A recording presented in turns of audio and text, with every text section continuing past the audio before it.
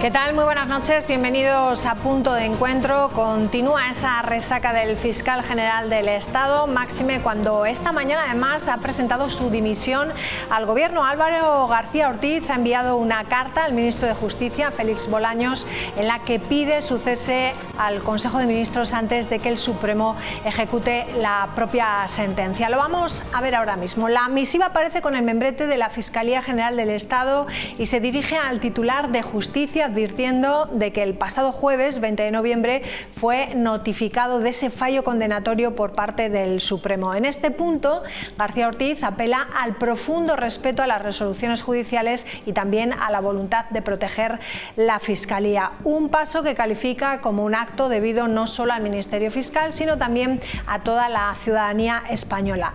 El todavía fiscal general apunta a que su decisión es consecuencia directamente del fallo condenatorio, pero advierte también de su convencimiento de haber servido fielmente a la institución.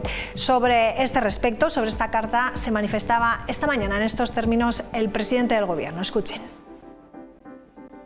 La he leído esta mañana, la he conocido por los medios de comunicación. Me parece una carta que refleja, bueno, pues el servidor público que hemos tenido al frente de la Fiscalía General durante todo este tiempo. Yo le deseo toda la suerte, tiene todo mi respeto y mi consideración y en fin, como presidente del Gobierno lo que puedo decir es que hemos puesto en marcha ya el mecanismo para el nombramiento del nuevo fiscal general y ustedes tendrán cumplida cuenta de ello en un breve espacio de tiempo. Bueno, pues estaremos pendientes mañana del Consejo de Ministros a ver qué es lo que pasa. Hablaremos de ello luego en la tertulia y de más asuntos, porque esta tarde La Rioja ha reconocido el compromiso contra la violencia machista con la entrega de los premios Meninas 2025. La delegación del Gobierno distingue en esta edición a las alumnas creadoras del proyecto ER, a Médicos del Mundo y a 2 agentes de la Policía Nacional por su labor en prevención, acompañamiento y también formación. Los galardones se han entregado esta misma tarde en el Centro de la Cultura del Rioja.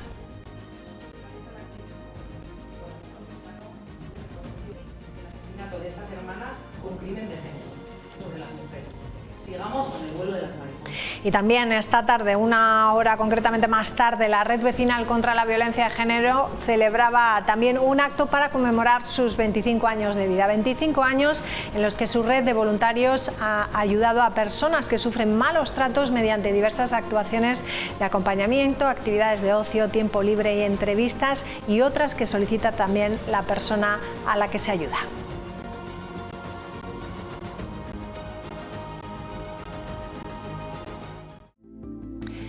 Bueno, pues está con nosotros María Ángeles Matute. ¿Qué tal? Muy buenas noches. Hola, buenas noches. Bueno, estábamos viendo unas imágenes. ¿Qué tal ha ido todo?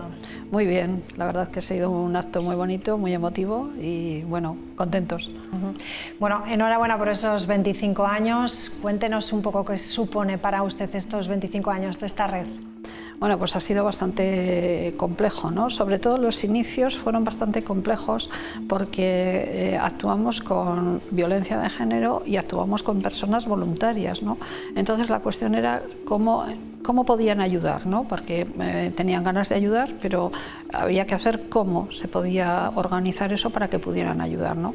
Entonces ahí les hacemos muchos cursos de formación y luego tenemos un equipo técnico de trabajadores sociales en el que hay una coordinadora que se encarga de coordinar todos los acompañamientos y se encarga no solamente de ver perfiles que más o menos puedan ser similares, es decir, una persona maltratada que tiene 60 años, pues se le pone un voluntario más o menos de esa edad, una de 18, pues un voluntario más o menos de esa edad y con unos perfiles que ya tenemos estudiados más o menos similares, ¿no? Y después antes de cada acompañamiento y después de cada acompañamiento, la trabajadora social habla con las dos partes para ver cómo ha ido, de qué han estado hablando, si han hablado de algo, cómo si hay que corregir algo o si hay que seguir en la misma línea, ¿no? Por eso ya, de alguna manera, el voluntario no se siente solo y luego los profesionales que actúan, pues tanto trabajadores sociales como abogados, como psicólogos, se actúan en esa misma línea, ¿no? Háblenos de esos momentos difíciles del principio, porque ¿cómo surge todo? ¿Surge a raíz de la Federación de Asociaciones de Vecinos de aquella época, de hace 25 años, o son las instituciones las que echan mano de esa federación? No, la verdad que fue muy sencillo, o sea, fue casi una necesidad, detectamos una necesidad, ¿no? Nosotros en la asociación pues venía gente que los que estaban allí, que no eran profesionales, ya veían, iban personas, mujeres, a hacer pues igual manualidades o pintura o guitarra, pero veían que no iban a la actividad, sino que iban más por estar acompañadas, por estar con alguien, por contar sus problemas, o sea, pero a la vez les costaba mucho hablar, ¿no? Entonces iban viendo por cómo se comportaban, porque hay veces pues que la forma de actuar, pues que cuando hay una situación de estrés o tal, pues se asustan más, o iban detectando que tenían ese problema, ¿no? Y a raíz de eso vimos cómo un poco darle forma, ¿no? Cómo la gente podría colaborar, y bueno, esto surgió en la asociación, pero luego esto es para más grande que una asociación, entró la federación para ver cómo se podría coordinar, ¿no? A raíz de eso hablamos con las instituciones y es cuando nos empezamos a plantear la cuestión de que se podía intervenir y que, claro, un voluntario se va a ir a tomar un café con una víctima. Un profesional no puede ir a tomarse un café con la víctima, ni puede estar todo el día pendiente de esa víctima, ¿no? O sea, necesitaban otro complemento más esas víctimas que no se lo podía dar la administración, no se lo podían dar los profesionales. ¿Recuerda en este momento alguna anécdota, algo hasta donde se pueda contar, ¿no? Algo que les haya hecho ver a ustedes que realmente ha merecido la pena ese esfuerzo? ¿Algún seguimiento especial que hayan hecho? ¿Algo que Sí, ha habido muchos, ¿no? Pero, por ejemplo, hay gente que se estaba planteando temas de suicidio porque no saben cómo salir y a raíz de estar aquí pues han cambiado de criterio, han solucionado su problema, han ido poco a poco solucionándolo hasta que han solucionado la cuestión. O sea, esos son casos más, dijéramos, más graves, ¿no? Pero hay un montón de casos que van un poco en esa línea, ¿no? Y luego, como anécdota que a mí me sorprendió, o sea, menos, dijéramos, menos trascendente, pero por lo menos para mí igual de trascendente, es cuando hubo una temporada que íbamos con ellas al cine, ¿no? Les acompañábamos al cine. Entonces, la ilusión de una persona de ir al cine, pues que igual hacía 15 o 20 años que no había ido al cine, la ilusión como los niños pequeños cuando ven por primera vez la playa o ven una cosa nueva, pues esa misma ilusión se les veía a ellas en la cara, ¿no? O sea, y eso, por lo menos para mí, fue muy impactante, ¿no? En todos estos años, ¿cuál ha sido un poco la evolución de esos voluntarios? Tenemos voluntarios de hace 25 años. ¿Cuál es un poco el reto, ¿no? de mantenerlos ahí y que mantengan ese compromiso? ¿Cuál es el trabajo? Bueno, vamos introduciendo voluntarios nuevos todos los años, ¿no? Y bastantes voluntarios cada año. Lo que sí que, porque tú después de hacer un acompañamiento, volver a hacer otro acompañamiento es muy duro, ¿no? O sea, hay una parte que es muy bonita porque ellos aprenden mucho y les enriquece mucho, pero también el tema, lo que están contando es muy duro y tú al final estás viviendo un poco esa misma dureza que está viviendo la víctima, ¿no? Entonces hacemos descanso para que no vuelvan a hacer acompañamiento al menos en un año como mínimo, ¿no? Entonces hay gente que ha hecho un acompañamiento y ya no ha hecho más, pues porque sus circunstancias han cambiado, pero hay otra gente que, bueno, podemos contar con ella. Siempre hay también alguno que dice, bueno, yo ahora no voy a estar en activo, pero estoy en reserva por si necesitáis. O sea que vamos introduciendo siempre gente nueva. ¿Cuál es el compromiso que adquiere el voluntario? Me refiero, ¿cuánto tiempo está haciendo esas labores de acompañamiento? ¿Cuánto puede llegar a ser para gente que no lo sepa? ¿Un año, dos? No, bueno, lo marcan ellos. Siempre es el voluntario el que, o sea, fue una cosa que teníamos muy claro desde el principio, que no queríamos tener a un voluntario que llamamos entre comillas forzoso, porque no hay nadie más y se ve en la obligación de tener que estar, ¿no? Entonces lo marca el voluntario, marca el tiempo que quiere destinar, es decir, por ejemplo, yo voy a hacer este voluntariado, pero voy a estar los miércoles de 5 a 7. O sea, no te va a llamar nadie más que para un miércoles de 5 a 7. El resto del tiempo irán otros voluntarios de los que tenemos otra ficha, ¿no? Y yo quiero estar pues medio año o un año, o quiero estar un mes o una semana, o sea, lo que tú consideres que puedes estar, ¿no? Que sea un poco abierto, ¿no? Lo único que sí que les hacemos es un curso de formación para que puedan hacer un acompañamiento, pero también hay otras labores y otras cuestiones que hacemos en la red que igual no necesitan ese curso para los acompañamientos, sí, pero para el resto, bueno, pues puedes hacer actividades también de difusión o ese tipo de cosas. Quiero decir que todo el mundo es bienvenido y que tenemos muy claro que el tiempo lo marca el voluntario. El tiempo es del voluntario y el tiempo lo marca el voluntario, lo que él quiera dar. ¿Cuántas personas forman parte ahora mismo?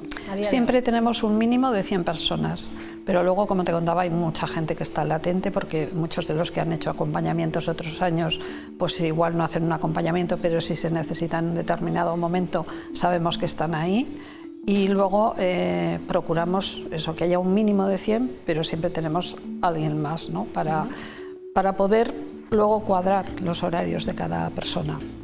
¿Cómo han cambiado los perfiles de esas personas a las que se le ha ayudado?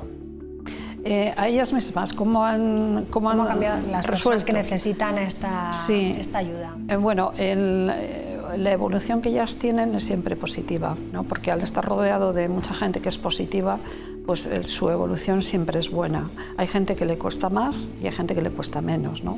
Hay gente que acaba denunciando y otra gente que no. O sea, pero la evolución siempre es positiva, ¿no? Y luego es el perfil, porque ellas hasta que no dejan de estar bien, no dejan de venir. Tanto a los grupos de mujer que tenemos, en los que también hay mujeres que han sufrido malos tratos, que les ayudan a empoderarse.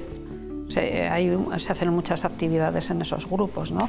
Desde oratoria y lenguaje no verbal para el empoderamiento, hasta cómo los sentimientos nos pueden influir y cómo podemos actuar. Y luego también, lo que te decía, hay personas que han sufrido malos tratos y que les cuentan un poco cómo han salido ellas, ¿no? Eso también es importante para salir de ese entorno. Hablas de los grupos de autonomía, de sí. autoayuda, ¿no? Eso es, sí. Yo me refería también un poco a cómo había cambiado el perfil de esos usuarios de de los que vienen. Sí. Bueno, pues... Pero no de los usuarios, no de las mujeres que sufren esos malos tratos, si notabais que hay gente más joven, sí. Si se mantiene el perfil de una edad adulta. Bueno, se mantienen los perfiles, es decir, los perfiles que nosotros teníamos sí que se mantienen. Y sí que hay mucha gente joven, ¿no? Eso estamos detectando, que dentro de la situación de los jóvenes pues hay una tolerancia, dijéramos, cero a cuando hay violencia física, pero cuando es violencia psicológica no la acaban de distinguir y no tienen esa tolerancia cero. Es más, toleran mucha violencia que luego acabará siendo violencia física, pero no se dan cuenta que la están tolerando, ¿no? Esos perfiles sí que se han modificado. Me gustaría también preguntarte, porque muchos pueden pensar que la red vecinal contra el maltrato tiene una labor de vigilancia, y no sé si se ha dado el caso alguna vez. ¿De vigilancia? ¿Qué te refieres? Que los propios vecinos alerten, o ya que está pasando algo. Bueno, no tenemos una labor de vigilancia como tal. Lo que sí que hay mucha gente sensibilizada con este tema. Es decir, nosotros, aparte de las personas, como te contaba, hay gente que va a hacer acompañamientos, pero hay otra gente que no va a hacer acompañamientos, que quiere hacer otras actividades. Entonces, pues de sensibilización. Pues iba, por ejemplo, las tiendas, los comercios han sido un activo muy importante, ¿no? Pues si hay una voluntaria, pues le puede contar, oye, pues mira, estaba haciendo esto en el cursillo, pues mira qué interesante, si conoces que ves alguna víctima, puedes detectar por esto, tal. O sea, esa labor de detección puede haber. Lo que no hacemos es denunciar. ¿Vale? Nosotros no denunciamos ni tan siquiera aconsejamos a las personas que están con nosotros, a las que sufren violencia y que ya se les están haciendo acompañamientos, tampoco ni les aconsejamos ni les dirigimos a que denuncien. Entendemos que cuando estén preparadas, ellas mismas tomarán esa decisión, ¿no? María Ángeles, ¿cómo se cubren las zonas rurales donde las personas están más aisladas? Bueno, pues con las zonas rurales hemos hecho un esfuerzo titánico que no sé hasta dónde va a poder llegar, pero bueno, de momento estamos tratando de cubrir las cabeceras de comarca, ¿no? Sí que en estas cabeceras de comarca intentamos que los puntos, porque tenemos puntos de información, que es trasladar todo lo que tenemos aquí a la cabecera de comarca un día. Son 2 días al mes en cada una de ellas, y entonces ahí lo que tratamos también es que en ese día que es de cabecera de comarca o haya mercadillo o haya algún evento en el que el resto de los pueblos suelan ir a la cabecera de comarca, ¿no? Para intentar abarcar también a los pueblos circundantes. Y bueno, suele haber otra problemática, ¿no? Porque también el entorno, que es más cerrado, es más fácil que sepan quién es la persona. Bueno, hay otra serie de características con las que también contamos y hay que actuar, ¿no? Bueno, esta tarde en ese aniversario se han dado diferentes galardones. No sé qué me podrías contar de ellos. ¿Qué es lo que habéis querido destacar en esta fiesta que habéis tenido? Bueno, yo creo que lo que hemos querido destacar sobre todo ha sido los voluntarios, ¿no? En realidad es un homenaje a ellos, ¿no? Porque realmente sin los voluntarios la red sería imposible de que existiera, ¿no? Y el dar una parte de tu tiempo pues nos parece importante, ¿no? Que sí que luego muchos de ellos dicen que han recibido más de lo que han dado, porque las personas que están en esta situación pues son muy valientes y tienen que tomar decisiones muy difíciles, y estar ahí ayudándoles pues es muy gratificante, ¿no? Pero aún así, para nosotros el tiempo que ellos dan de una manera altruista y siempre con una sonrisa, porque siempre están con una sonrisa, pues la verdad es que es importante para nosotros. No sé, alguien que se haya animado o que quiera estar interesado en esta red, ¿estáis abiertos? ¿Es fácil encontraros? Sí, estamos en la federación, ahí en San Pablo número 2 bajo está la oficina. Estamos en todas las cabeceras de comarca, que también nos trasladamos la oficina 2 días, suele ser al mes en cada cabecera de comarca, cada una es un día distinto. Y luego en el teléfono, que siempre está disponible para cuando quieran llamar, o sea que accesibles estamos. ¿Qué objetivos marcáis para los próximos 25 años? ¿Qué te gustaría cumplir? Bueno, nosotros pensábamos que no íbamos a hacer estos 25 primeros años, o sea que luego los otros 25 siguientes esperemos que no tengamos que existir, ¿no? Pero nuestro objetivo es seguir ayudando a la gente siempre que lo necesite, ¿no? A todas estas personas que tienen necesidad de ayuda, y ese acompañamiento que luego les hace tener vínculos y dejar de estar aislado, ¿no? Y estar con gente de una forma, pues eso, con una sonrisa, que siempre están los voluntarios, ¿no? Pues eso para nosotros es lo más importante, ¿no? Ayudar a estas personas y que nos sigan ayudando la gente voluntaria para poder seguir ayudando. Pues María Ángeles, un placer tenerte aquí con nosotros. Enhorabuena por el trabajo que hacéis. Hacemos extensible, ¿no?, esta enhorabuena a todos los voluntarios a los que se les ha dado esta noche un premio, y también a aquellos que participan en la sombra y que no sabemos quiénes son. Muchísimas gracias. Buenas noches. A vosotros. Enhorabuena. Hacemos una pausa, regresamos enseguida. Hasta ahora.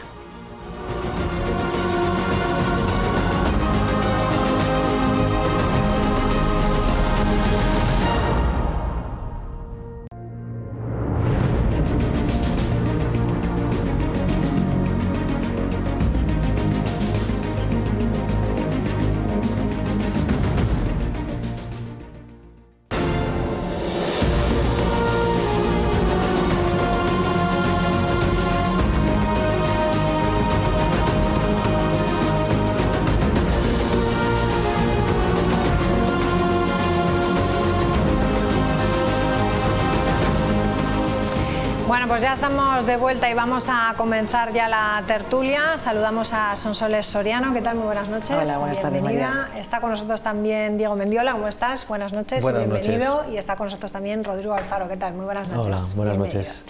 Bueno, vamos a hablar de los diferentes actos que hay programados contra la violencia de género. Vamos a ver unas imágenes también, porque hoy, esta tarde, concretamente a las 6 Sonsoles. La Rioja reconocía el compromiso contra la violencia machista con la entrega de los premios Meninas 2025. La delegación del Gobierno distingue en esta edición a las alumnas creadoras del proyecto ER, a Médicos del Mundo y a 2 agentes también de la Policía Nacional por su labor en la prevención, en el acompañamiento y también en la formación. Unos galardones que se han entregado esta misma tarde en el Centro de la Cultura del Rioja.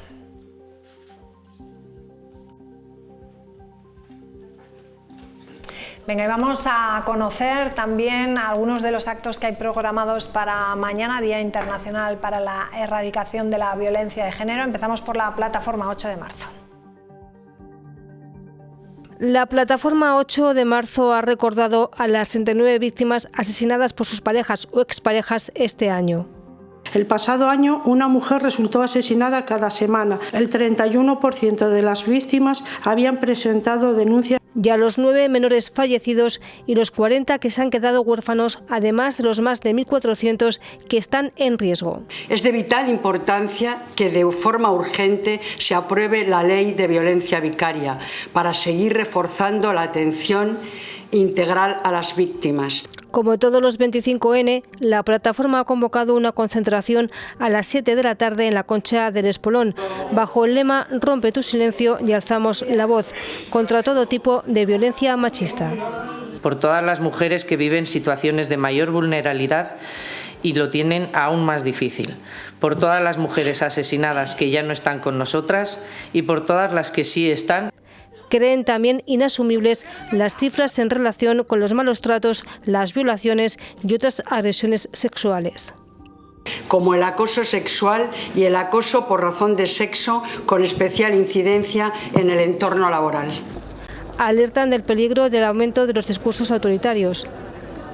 Los discursos negacionistas de la ultraderecha socavan los esfuerzos en educación para la igualdad. Ponen en peligro las políticas públicas contra las violencias y suponen un riesgo de retroceso muy peligroso para la vida y la libertad de las mujeres. Mujeres y niñas que sufren también en los países en conflicto. Cada día mueren más de 500 mujeres y niñas en países afectados por conflictos armados. Los cuerpos de las mujeres son tratados como territorio de conquista y destrucción. Una fecha, el 25N, insiste la plataforma para exigir el fin de la violencia contra las mujeres, que se castiguen los actos de los agresores con todo el peso de la ley y con el desprecio de la sociedad.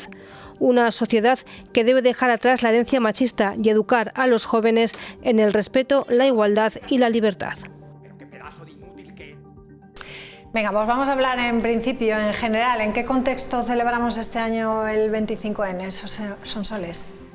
Yo creo que es un día muy importante, creo que se ha dado un salto abismal en la protección de la mujer, que además creo que era necesario y creo que en lo que a mí respecta o lo que yo puedo conocer más, judicialmente tenemos una herramienta de protección que ha marcado un antes y un después.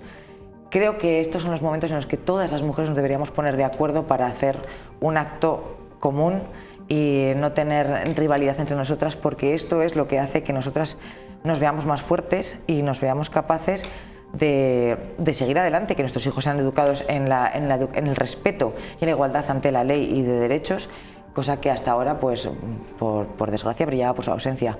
También considero que estamos en un momento muy crítico porque en muchos aspectos y en circunstancias, no siempre, se instrumentaliza un poco el procedimiento. Y la violencia de género y el procedimiento que nos protege debería ser utilizado solo para protegernos y solo para ayudarnos, nunca jamás con segundas intenciones, porque eso desprestigia lo que hemos conseguido, que es maravilloso. Rodrigo, ¿qué contexto crees que estamos este año? Hemos visto también desde el Ministerio de Igualdad que se quiere hacer especial hincapié también en la violencia vicaria, ¿no?, este año. Sí, al final la violencia de género en todo su conjunto es una lacra que tenemos en este país y que hay que erradicar como sea. Vivimos en un contexto muy polarizado a nivel sociedad. O sea, antes las conversaciones de política no eran tan polarizadas como ahora. Se podía hablar de cualquier tema, de cualquier cosa con cualquier persona. Estamos en un momento polarizado y el problema que tiene es que algo donde todo el mundo, todas las personas tendríamos que estar de acuerdo es en erradicar la violencia de género, aparecen discursos negacionistas que me parece increíble porque no puedes negar lo que existe, podrás negar otras cosas. Y yo ese grupo de personas yo las meto en el mismo sitio que las que niegan el cambio climático, están a un tris de ser terraplanistas y de decir que nos sulfatean con los aviones. Entonces ese grupo de personas no hay ni que escucharles. Hablar de que esto no existe es de lo más absurdo que hay. Hay cifras, esas cifras son las que son, y yo que soy hombre reconozco que somos los hombres los culpables de que esto exista. Y somos, junto con las mujeres, en tener que solucionarlo. Entonces, a mí me parece que la sociedad hoy en día sí que se ha dado un paso desde cuando yo era un chaval, ahora se han dado pasos importantes, pero están saliendo ahora unas vertientes, unos discursos que no tienen lugar en esta sociedad y que desde nosotros mismos, todo el mundo, tendríamos que mirar mal a esas personas. Diferencias, ¿no? Violencia de género con violencia doméstica, ¿no? Lo llaman así. Sí, bueno. De alguna manera. Venga, Diego. Realmente yo creo que es intentar, pues es lo que decía Rodrigo, es negar la realidad y la evidencia. Lo decía la compañera, ¿no? Es una persona cada semana desde que hay registros, y los registros me parece que se empezaron digamos, hay un registro desde el 2003, que es cuando realmente primeramente se hace una norma que contabiliza esos asesinatos, pero con la especificidad de violencia de género. 39 personas este año. Yo creo que no hay nada más que hablar. Y hay que seguir destinando recursos, hay que seguir legislando, y a pesar de que hay problemas y hay fallas y hay errores que es normal, porque la justicia, la protección, los servicios sociales es una construcción humana que va a tener errores, pero yo creo que por errores que se cometan, los recursos que se destinan, las leyes que se hagan, si se protege una sola vida de una persona, de una mujer, sí, yo creo que están bien invertidos. Y frente a esos discursos, que es un discurso interesado, porque apela a la irracionalidad, a la visceralidad, a la más absoluta falta de empatía, pues es que ante eso poco se puede hacer, porque en el ámbito de la política y de las cuestiones sociales se debería apelar, aunque tiene un elemento emotivo para todos. Yo creo que hay cuestiones donde la racionalidad tiene que primar, y entonces ante eso lo que tenemos que hacer es la exclusión, y siempre creo que hay que posicionarse del lado de las víctimas. ¿Y quiénes las víctimas? Las víctimas este año, 39 mujeres, y yo creo que no hay discusión. Sí, yo estoy de acuerdo, pero también pienso, y soy mujer y lo he vivido, pienso que la presunción de inocencia está empezando a disiparse bastante, y que eso tampoco puede ser. Yo considero como mujer que ha habido un cambio abismal de los hombres frente a hace 40 años. Yo qué sé, voy a hablar de mi hijo, que tiene 15 años. Y las mujeres, pero los hombres ahora están educados mucho más en el respeto, independientemente de que haya vertientes de todas clases, que las hay. Y además las niego yo también, me parece horroroso. Pero es cierto que se presume culpable al hombre siempre, y eso tampoco es así. Entonces, ese tipo de actitudes hacen que se tiranice un procedimiento, que es lo que he dicho antes, que debe ser algo absolutamente protegido por todos nosotros, porque es lo que ayuda a que las mujeres estemos reconocidas de verdad. Entonces, si se instrumentaliza, estamos perdiendo y quitándole valor a lo que realmente lo tiene, lo que yo pienso. Pero es que el problema es que de estas mujeres que han fallecido, el 39, 49 el año pasado, 58, 50, 49, 52, 55, ¿las han matado hombres? Sí. Y entonces, muchas no denuncian, y es así. Y es lo que te digo, que la realidad existe, pero que lo que no se puede es pasar de un extremo a otro. Es decir, que hay un elemento de protección, sí, que es algo que nos ha ayudado muchísimo y que marca un antes y un después en la sociedad, de las mujeres especialmente, sí, pero que de ahí a que un hombre entre por un juzgado y sea presumiblemente culpable, es más, no tiene inocencia, es culpable. O sea, tienes que defenderte frente a la culpabilidad, que eso no existe en el sistema de poderes, en el sistema judicial no existe. Tú tienes presunción de inocencia, y un hombre en la violencia machista no la tiene. Yo hablo desde en puridad, objetivamente y procedimentalmente pero hablando. Podemos caer en el error de que la anécdota se convierta en la norma, y eso es el error, y donde puedes nutrir algo que entiendo que los que estamos en esta mesa no estamos de acuerdo. Es decir, de la anécdota no podemos hacer la norma. Y yo creo que es más grave lo que apuntaba Rodrigo y lo que acabas de decir tú, que de las personas asesinadas, de las mujeres asesinadas este año, ha habido unas cuantas donde no ha habido un procedimiento, no se ha abierto un procedimiento. Exacto. Y entonces eso lo que indica es que la norma no ha funcionado. ¿Eso inhabilita toda la norma? No, para nada, exacto. Estoy de acuerdo contigo. Quiero decir, que haya errores y que haya fallos no quiere decir que inhabilite la norma, ni inhabilita sobre todo el principio sobre el que se construye. En absoluto. Que habrá que cambiarla, habrá que mejorarla, habrá que ver lo que funciona y lo que no para corregirlo. Por supuesto, pero yo creo que no vamos a caer en la anécdota, en la casuística minoritaria, frente al objetivo, que es el objetivo de proteger e impedir hasta el máximo que se... Pero estarás de acuerdo conmigo que un procedimiento que debe proteger efectivamente e impedir esto, no puede ser que haya más gente que denuncia. No es cierto tampoco lo que hoy estoy diciendo, pero que haya gente que denuncia con falsedad y la gente que de verdad quiere denunciar, que de verdad debería denunciar, es la que muere. Algo está pasando, algo está mal, procedimentalmente hablando, cuando pasa esto. Pero eso ocurre en este ámbito y en otros ámbitos de la justicia, donde la gente hace un mal uso de la justicia. Por supuesto. Donde se llevan a tribunales determinadas cosas que no deberían destinar recursos y tiempo. Totalmente de acuerdo. Yo creo que es una cosa muy sensible, en donde eso inhabilita el sistema de justicia. No. Exactamente. No. Y a veces se cometen errores. Claro. Y a veces hay problemas. Por supuesto, y a veces se cometen los tiempos o la dedicación y se cometen injusticias con personas, pero ¿eso inhabilita todo? Pues desde mi punto de vista no. No, para mí tampoco, por supuesto. Rodrigo, ¿qué vas a decir? Hay cosas que corregir, por supuesto, pero obviamente yo no me siento amenazado por esta ley. Por supuesto que no, porque no pasa, entonces, porque en tu caso no tienes ningún problema. Entonces no deberíamos sentirnos como hombres amenazados por esta ley. Y aún así, con esta ley, sucede lo que está sucediendo. Creo que es un principio donde hay que ir, como dice Diego, perfeccionando para que no ocurran las muertes, que es mucho más importante que a mí me acusen falsamente. Yo creo que es mucho más importante. Por supuesto, es más importante. Eliminar las muertes. Entonces, yo creo que se legisla de una manera con esa visión a corregir, y que luego pues a lo mejor hay que perfeccionarlo. Estamos hablando que esto es nuevo. ¿Qué medidas urgentes, por ejemplo, deberían entonces reforzarse? ¿La protección, la prevención, la educación? ¿Los recursos policiales, yo los recursos judiciales? Que hay una cuestión. Una persona con recursos siempre va a tener mejores condiciones a afrontar esa posible violencia que la mujer que no los tiene. Yo no lo creo. Yo estoy convencido.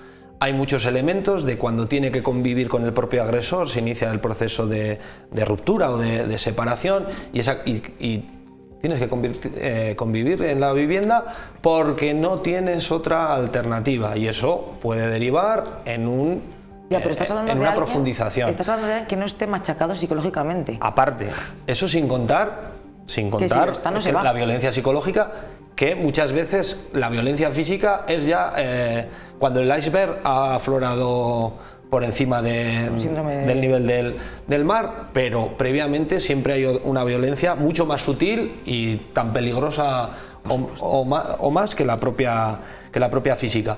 Pero hacen falta recursos, hacen falta protección, hace falta personal especializado y se han dado pasos enormes en este siglo, principalmente de 20 años a esta parte, pero aún así es insuficiente porque una persona asesinada, una mujer asesinada a la semana es una cifra que no nos lo deberíamos permitir ni tolerar como sociedad. Sí, claro, las cifras son alarmantes, sí. Yo creo que sí, en este tema siempre que he dicho lo mismo, yo creo que uno de los temas más importantes es afrontar el problema desde la base, y la base siempre es la educación. Yo también lo creo. No sé qué pasa por la cabeza de una persona, en general, en este caso, de un hombre que se cree con derecho de pegar a una mujer, incluso hasta matarla. Entonces, es un tema de educación, es un tema de las bases que hay que incidir de la manera que sea, pero claro, si luego ya empezamos a hablar de que si no existe, que esto no es innecesario, pues va a haber gente que lo considere perder recursos, tirar recursos. Pero vamos, es que para que un hombre se crea en el derecho a golpear a una mujer, que es que no estamos hablando normalmente de una mujer, estamos hablando de su propia mujer. ¿Qué pasa por esa cabeza? ¿Qué experiencia vital tiene? ¿Qué es lo que se cree que es para hacer eso? Entonces, eso solo lo puede solucionar, porque claro, te diría yo, pues todo el mundo al psicólogo. Pero como ahora mismo no lo podemos hacer, pues habrá que atajar desde el principio. Y es la educación, es cambiar ese chip. Lo más importante, porque hay algunos estudios, además los han sacado estos días, que dicen que los jóvenes no reconocen como violencia de género, por ejemplo, pues el empujar, o hay muchos aspectos de nuestra vida cotidiana que no la consideran como tal, y entonces ahí... Y además es preocupante porque empiezan a considerarlo los jóvenes como una amenaza el hecho existente de la violencia machista. O sea, entonces se rebelan contra ella, yéndose al lado opuesto, y eso es un problema muy grave, porque además es verdad que es tendencia en los chavales siempre rebelarse contra el sistema o contra lo que está, y ahora mismo lo que está es, por suerte, un reconocimiento acreditativo de que hay violencia machista, y los chavales hacen lo contrario, y eso es lo que debería, yo también pienso como Rodrigo, que tiene que ser desde la base y desde la prevención, porque muchas veces lo que un chaval, o bueno, en este caso cuando se convierte en hombre, hace, lo ha visto, lo ha mamado. De alguna manera lo ha mamado y le aparece algo normal. O sea, tú intrínsecamente consideras un comportamiento como algo normal. ¿Por qué lo consideras normal? Ahí es donde hay que atajar el problema, pienso yo, porque al final considero que lo que decía Diego está muy bien, los recursos, por supuesto que hay que destinar recursos, pero tanto una persona que tiene dinero como una persona que no, cuando está machacado psicológicamente, cuando tiene un síndrome de Estocolmo brutal, no sale de ahí porque considera que sin esa persona que le machaca diariamente no es nada. No sabe salir de ahí. Entonces, eso es lo que hay que atajar desde el principio, desde la base. Bueno, y ya terminamos. Yo pienso que la cuestión de los recursos sí que influye, sí que puede, evidentemente una persona que está machacada psicológicamente, que tiene síndrome de Estocolmo, pues evidentemente digamos que no toma unas decisiones con autonomía, pero si tú tienes la capacidad de tomar la decisión con autonomía, pero no tienes recursos, tampoco tienes autonomía. Eso es a lo que yo me refería.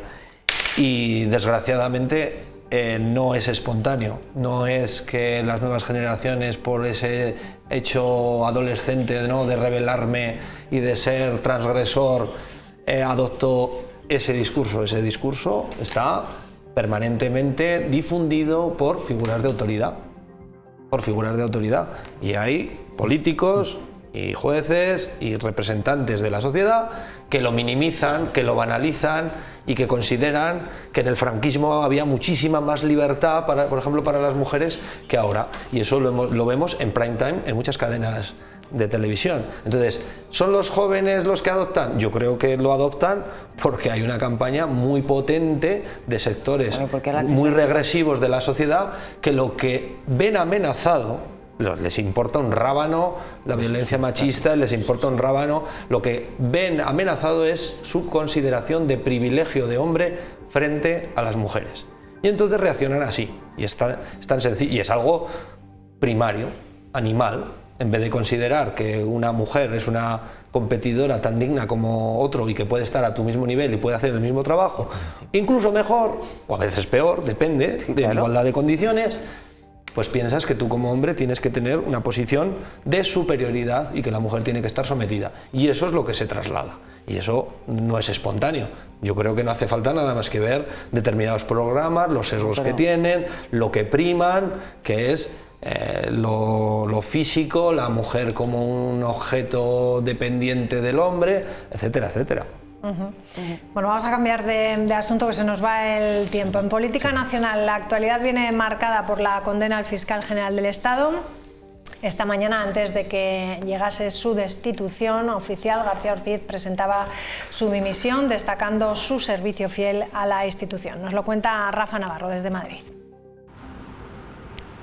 ¿Qué tal, María? Sí, tras esa condena de 2 años de inhabilitación por revelación de secretos contra la pareja de la presidenta Ayuso, González Amador, Álvaro Ortiz mueve ficha y antes de que le destituyan ha presentado esta misma mañana su dimisión. Ha sido en una carta enviada al ministro de Justicia, Félix Bolaños, en la que agradece el apoyo y la confianza del Ejecutivo a su persona. Expone en esa carta el profundo respeto a las resoluciones judiciales y que por ello es el momento de abandonar. Habla también en esa misiva de la convicción de haber sido fielmente fielmente a la institución. El gobierno sigue defendiendo su inocencia, incluso la vicepresidenta Yolanda Díaz llama a salir a las calles contra ese fallo judicial. No opina lo mismo desde el Partido Popular. Su líder, Alberto Núñez Feijóo, hace una petición al gobierno para la elección del nuevo fiscal general del Estado. Ha dimitido hoy un hombre bueno, un grandísimo profesional. Ha dimitido hoy un hombre que es inocente. Le pido a los españoles y a las españolas que se movilicen en defensa de la democracia, de la institucionalidad y del respeto institucional en nuestro país.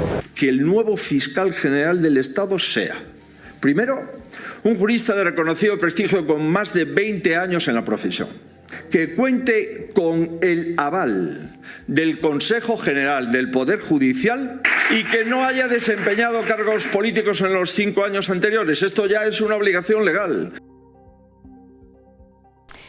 Venga, pues vamos, no sé, ¿qué os han parecido, en primer lugar, qué valoración hacéis de la renuncia del fiscal, si pensáis que lo podía haber hecho al principio y se hubiese ahorrado todo este camino, y luego un poco las declaraciones que hemos visto, tanto de Yolanda Díaz como del Partido Popular? Rodrigo, empiezo contigo.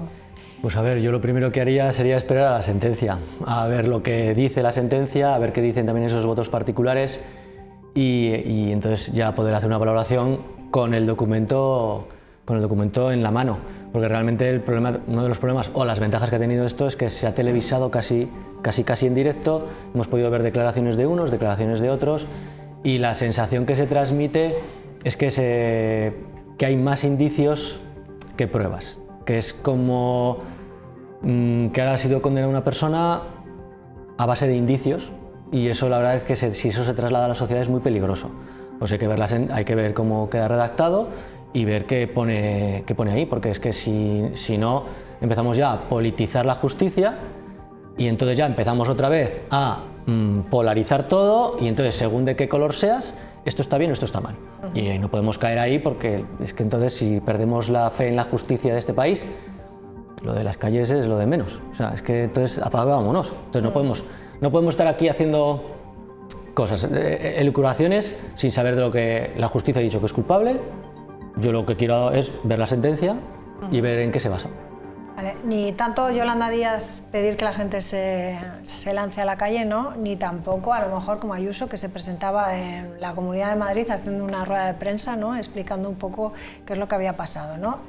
Por eso creo que está politizándose demasiado el asunto, ¿no? El primero que lo ha politizado ha sido el fiscal general del Estado.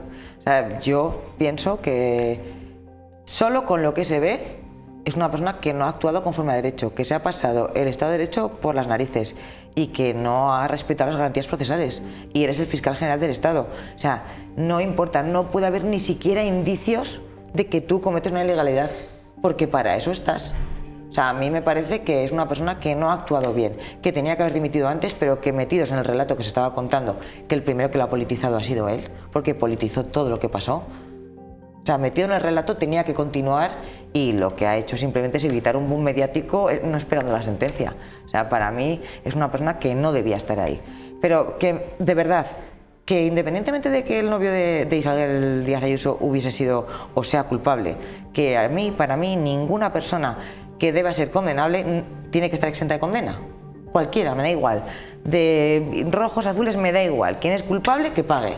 Pero tú, como fiscal general, procedimentalmente tienes que garantizar las garantías procesales, valga la redundancia. Y tú, o sea, el primero que ha burlado la división de poderes ha sido este señor. Entonces, fuera de aquí. Y que venga otro que no esté ni politizado ni que burle el sistema judicial. Ya está. Venga, Diego. Eso de que ha vulnerado, eso es tu opinión de momento. Porque ahora estamos en el primer set del partido. No debería ni tener indicios. Bueno, estamos en el primer set del partido. Yo no confío ni tengo fe en el sistema judicial español. Así de claro. Entonces, ya ante eso, yo no soy sospechoso. No sé si el fiscal general lo filtró o no, me da exactamente igual. Lo que sí que sé es que ahora están echando las muelas unos, pero va a ir al Tribunal Constitucional y, sin ser aquí tarotista ni ver el futuro, pues probablemente el Tribunal Constitucional, si no cambia la correlación de fuerzas, diga que el fiscal general tiene que ser absuelto. Y es así. En este país, la justicia depende. ¿No confías? En absoluto. Pues entonces no confías en el Tribunal Constitucional, que está politizado. No confía, claro, es lo que está diciendo. Es que no confío, es que está predeterminado. Sí. Entonces, porque en este país depende quién juzga y a quién se le juzga. Y en función de quién juzga y a quién se le juzga, se dice una cosa o la contraria. Y yo me sorprende.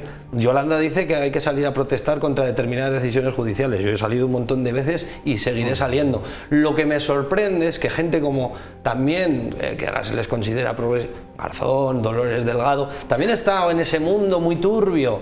O la propia Manuela Carmena, cuando era alcaldesa de Madrid, a los titiriteros los dejó tirados y les querían condenar por terrorismo por hacer un sainete con una gracia que igual no era tan gracia, lo de Alcaeta. Es decir, y salen a proteger a Álvaro García Ortiz, porque hay un corporativismo atroz, y me da igual las asociaciones que se consideran progresistas como las otras. Y es evidente que hay clanes familiares, clanes de ideología política y clanes de confesión religiosa. Y la justicia tiene un sesgo. Igual, si tú vas a un contencioso administrativo, pues a priori no van a tener ningún prejuicio contra ti, pero si te toca determinado juez y me toca a mí, ese juez, si tiene unos prejuicios, si tiene una ideología, si tiene una religiosidad distinta a la mía, que es algo público, no es difícil decir este tipo quién es, probablemente no me mire igual que si va otro a los tribunales. Y son tribunales que el descrédito no es porque lo digan determinados representantes de la política o del gobierno, que yo creo que debería haber libertad. El tribunal del TSJ de Castilla y León, el expresidente, dijo que era una vergüenza que los comunistas llegaran al gobierno, es decir, una declaración antidemocrática, y ahí se quedó sin penalización de ninguna clase. Pero son los tribunales los que esos que decían están manejados por la puerta de atrás, la sala segunda, o que no fueron capaces de saber quién era M.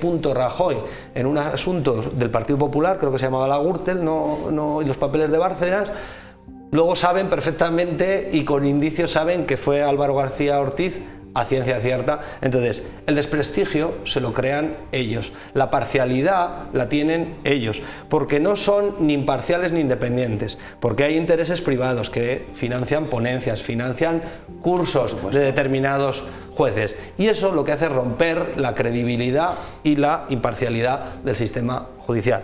Yo no digo que no tenga que haber jueces de derechas, por supuesto, y católicos, y cada uno en su casa lo que quiera.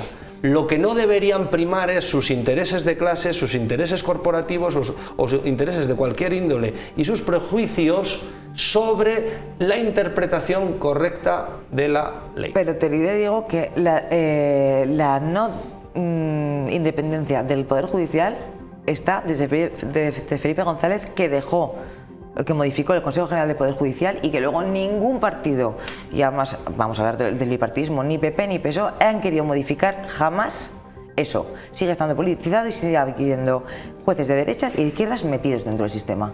Y es lo que no puede ser. Y lo que no suele haber lo que hay es un sesgo de personas que pertenecen a una clase privilegiada o digamos muy acomodada, porque el acceso a los altos tribunales sí que hay jueces de primera instancia o de determinados niveles, que son personas que, haciendo un esfuerzo sus familias, pero generalmente lo que son es sagas familiares y clanes que realmente tienen controlado, y es poco transparente, poco democrático, nadie sabe cómo se elige, nadie sabe cómo se promociona internamente, y es un poder opaco, que no está controlado por la ciudadanía, ni la ciudadanía tiene conocimiento de cómo funciona.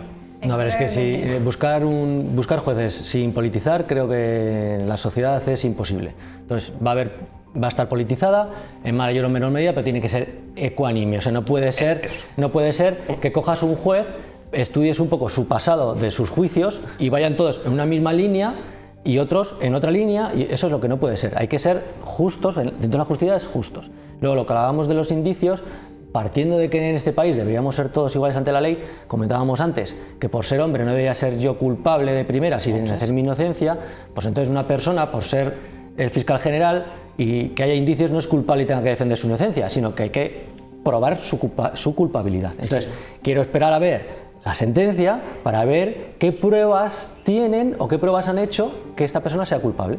Sí, pero estarás de acuerdo conmigo con que un fiscal general tiene que tener una serie de filtros tiene mayores que cumplir la ley como que todo el tú mundo. que yo. Tiene que cumplir la ley, cumpliendo su procedimiento, el tiene que procedimiento cumplir que la yo como ley fiscal. de su puesto y... Pero que nos quedan 3 minutos. Queríamos hablar en los últimos 3 minutos sobre la reunión que han tenido hoy con los sindicatos del Gobierno para tratar de cerrar un nuevo acuerdo para la función pública con una subida salarial del 11% para el periodo 2025-2028, aunque el Ministerio ha calificado ya esta subida del 11% como inamovible. El salario de los trabajadores públicos crecería en 3.600 euros con la subida planteada por el Gobierno. ¿Qué os parece? ¿Aceptarán, no aceptarán? No sabemos. Yo lo que me parece es uno. insuficiente y decirle a la gente que frente al mantra este de no, pues ahora nos van a subir los impuestos, porque es lo primero que van a decir. Subir los salarios en cualquier sector repercute positivamente en cualquier otro sector. Si suben a la industria, al final también van a subir a lo agroalimentario y que suban a los funcionarios. No se puede vivir con los sueldos en este país. Los sueldos son bajísimos, la alimentación, la vivienda y una vida normal tiene un precio desorbitado. Por tanto, la clase trabajadora lo que tiene que hacer es reivindicar subidas salariales y a mí me parece poco, como me parecía poco la subida del SMI. Vinieron a decir que iban a desaparecer millones de empresas y todo se iba a ir a la ruina y al final el SMI lo que ha hecho es mejorar un poquito la vida a determinadas... Y antes no. ¿Perdón? Que el SMI antes estaba exento de impuestos y ahora no. Y yo es que creo que había que subirlo más para que pagaran más impuestos y habría que subirlo más aún. Que lo suban es irrisorio. No es irrisorio porque no toda la subida se lo comen los impuestos. No hagas trampas, no hago trampas al solidario. Y frente a ese hay que dejar claro que cuando sube el salario de los trabajadores, cuando aumenta la renta del trabajo y retrocede la del capital, es beneficioso para todos, sea en lo público, en lo privado o en lo medio pensionista. Aclarar un par de cosas por la parte que me toca de comisiones obreras. Esta tarde a las 4 de la tarde tenían una reunión para decidir qué postura tomaba comisiones obreras. Cuando he entrado en este no se sabía, no había resuelto aún la reunión, entonces no puedo decir lo que va a decir comisiones obreras. Quería aclarar que lo del 11% es a 3 años, o sea, que no es el 11% de hoy para mañana, sino que hay que esperar 3 años, ¿vale? Para que se cumpla el 11%, que parece que puede haber gente que esté pensando, si a mí me suben un 3 y esto es un 11 y no quieren. No, que estamos hablando de... Bueno, pero UGT le parecía bien. CSIC cree que se puede pedir más y Comisiones Obreras se ha quedado callados. No, ahí no iba a preguntar. Es un problema que tenemos como organización, que preguntamos a nuestra gente, que no tomamos la decisión, la persona que está allí en la mesa y dice, venga, sí, ve a todo el mundo sin preguntarles a las personas afectadas sobre estas decisiones. Y luego también no solo tampoco el salario, hay zonas en este país donde no se cumple el acuerdo que tienen de 35 horas semanales, que también pedimos que la tasa de reposición, que es un limitante a la hora de dar un servicio a la ciudadanía, porque toman tasas generales de años anteriores y a lo mejor necesitas contratar a más gente y por esa tasa de reposición no puedes y se queda el médico de cabeza, ¿no? Claro, que se vaya eliminando esa tasa. Entonces, que son más cosas, que al final nos quedamos solo con el 11%, pero que hay muchas más cosas en este acuerdo encima de la mesa. Soles. Yo pregunto simplemente si va a ir enlazado o aparejado a un incremento de productividad y luego que por qué tiene que ser el sector público el que se eleve el salario cuando realmente hay un problema generalizado. Porque ahora se está negociando el sector público. Ya, lo que pasa es que el sector público está bastante mejor y el año que viene igual es el sector del metal, no sé cómo cae, o el sector del vino, o a mí me gustaría saber si de verdad va a incrementar los servicios o va a mejorar o la productividad va a ser mejor también con respecto a ese incremento salario. Vamos a pensar que las personas de las que estamos son personas Entonces, si a ti te congelan el salario, al día siguiente, ¿qué tal? ¿Vas a aumentar la productividad? ¿Qué vas a hacer? Pero yo soy autónoma, o sea, que peor aún. Pues quiero decir. Vale, pero es que las personas que van a trabajar todos los días normalmente van a trabajar por un salario y luego por sentirse realizadas en algunos casos, pero sobre todo por un salario. No, por un salario. Si te congelan el salario, pues claro, pero se complica la cosa de eso de que te venga luego el jefe a subir la productividad. Bueno, entonces pero va todo, quiero decir, va todo ligado. Y si tienes un acuerdo de 35 horas semanales y te hacen trabajar 37, dices, pues a lo mejor, o sea, que hay más cosas, que todo va vinculado. Yo lo entiendo, pero también es cierto que no creo que incremente la productividad y que al final necesitamos incrementar la productividad, que eso es lo que hace que las cosas funcionen. Tú lo que hablas es que un médico trabaje, aumente, o sea, atienda a más personas, un bombero apague más incendios, ¿qué es la productividad? No, yo hablo que trabajen, no porque no hablo de eso justo, pues no quiero decir ellos, justo pienso que hay funcionarios más que suficientes y además considero que los sueldos, a ver, no me voy a meter yo ahí porque no tengo conocimiento y no me voy a meter en algo que no conozco, pero considero que el sector privado está muchísimo peor que el sector público, muchísimo peor. Bueno, pues entonces lo que tendrán que hacer los trabajadores de lo privado es lo que decía yo de otros sectores, reivindicar, queremos mejorar nuestras condiciones salariales y nuestras condiciones laborales. Ya, pero el dinero no está en el mismo sitio. No es esa guerra entre pobres que quieren plantear, no, es que a estos le suben el 3 y a mí solamente el 1,5. Pues lucha y pelea con ellos porque te suban también el 3. Pero no se lucha en las condiciones, ¿eh? Evidentemente. Por eso. Evidentemente. Ni lo mismo en una empresa pequeñita que en una gran factoría. El campo no negocia en las mismas condiciones que la industria. Bueno, el campo más allá. Bueno, veo que es un gran tema de debate y como decía Rodrigo, hay muchas cosas. Ahora mismo están centrados en lo que es la negociación salarial, pero como decías, está la tasa de reposición o agilizar, por ejemplo, los procesos selectivos también, ¿no? Sí. Eso. Sí. Bueno, pues lo dejamos aquí. Y más cosas, ¿no? Sí. Muchas más cosas. Gracias a los tres, un placer como siempre. Buenas noches y a todos ustedes les dejamos ya con nuestros compañeros de campeones. Adiós, buenas noches.